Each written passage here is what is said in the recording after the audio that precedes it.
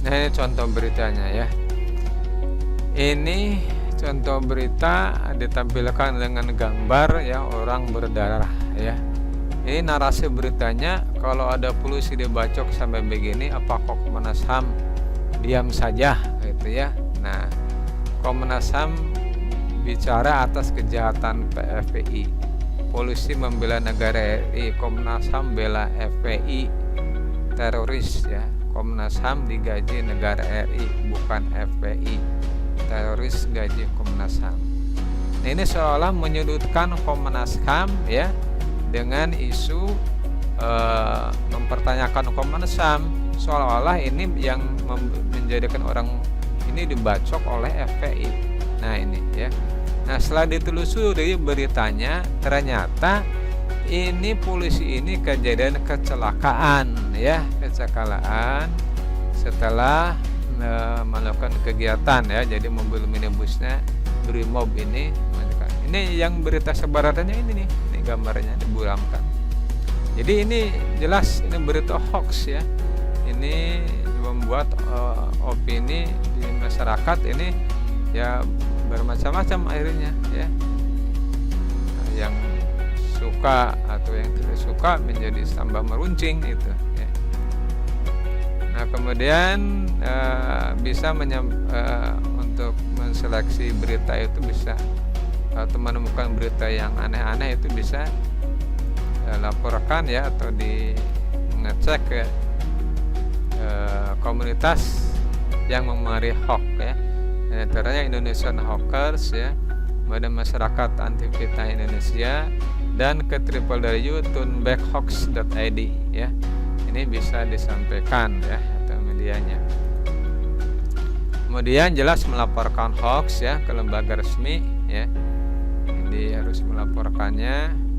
Ini bisa ke alamat email aduankonten@mail.kominfo.go.id atau ke Divisi Krim Polri ya, melalui cyberkrim@polri.go.id ya. Nah ini. Kemudian dampak negatif dalam bidang sosial ya, yang lainnya adalah ujaran kebencian. Nah, ujaran kebencian ini jelas ini sering ditemukan sekarang ya di berita atau di media sosial terutama ya.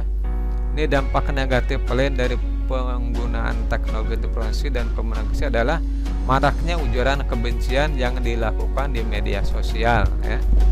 Ujaran kebencian tersebut ditujukan kepada individu tertentu, organisasi, lembaga, pejabat negara, suku, agama, ras, dan antar golongan atau sara ya. Nah, ini dapat dijerat dengan pasal 45A ini.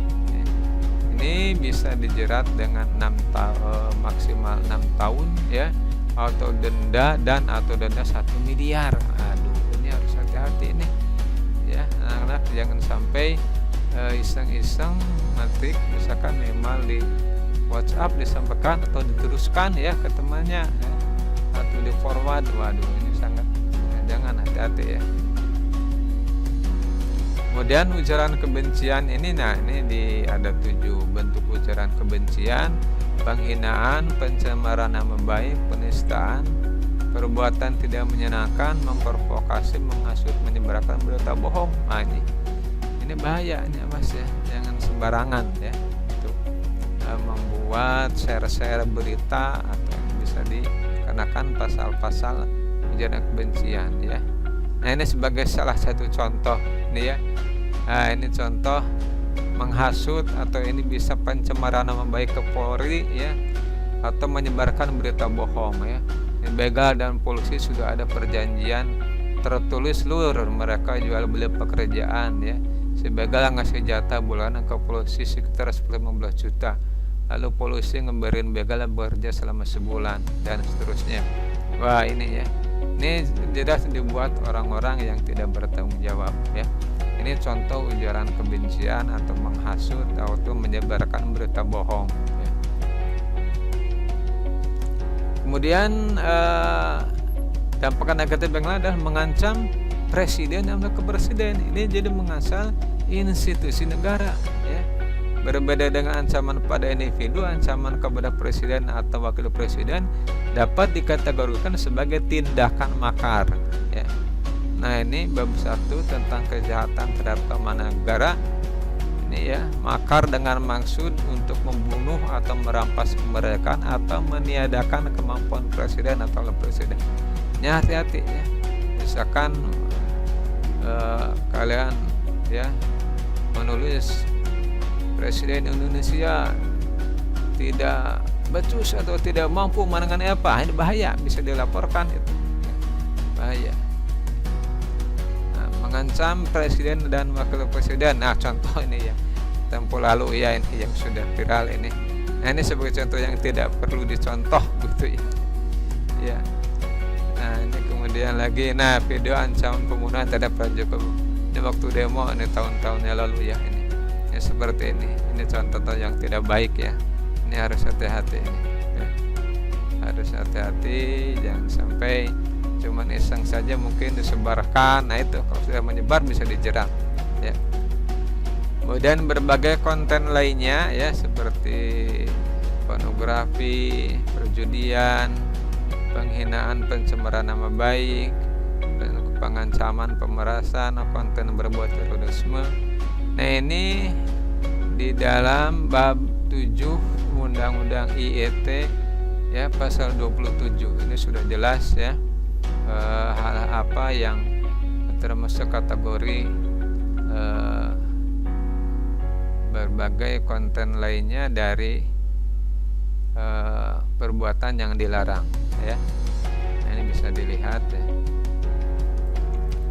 Ya, dampak negatif lainnya dari informatika dalam bidang sosial adalah ada efek-efek lainnya, ya, selain dari hoax, ya, ujaran kebencian, kemudian ancaman terhadap presiden dan wakil presiden.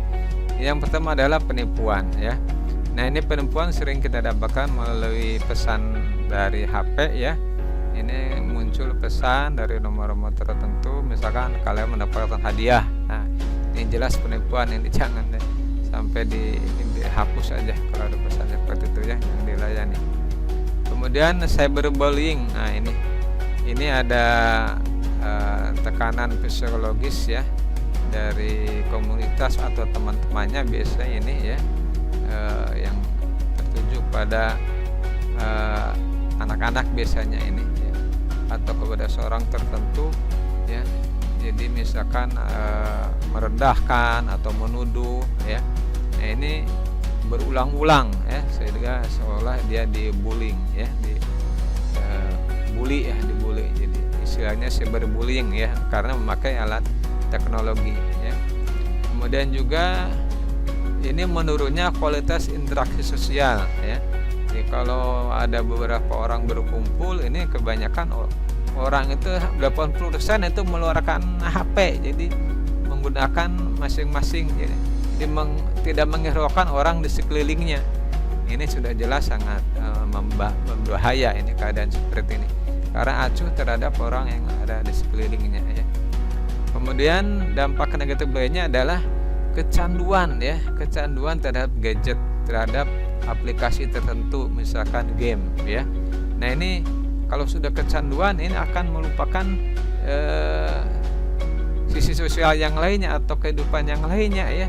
Akan melupakan kegiatan ibadah, melupakan bahkan makan sendiri akan lupa, kegiatan belajar lupa karena sudah kecanduan. Ini sangat berbahaya, ya. Nah, kemudian efek lain negatif ini adalah menurunnya kesehatan, karena orang akan terus menerus di dalam gadgetnya atau di dalam depan laptopnya, ya, di dalam komputernya.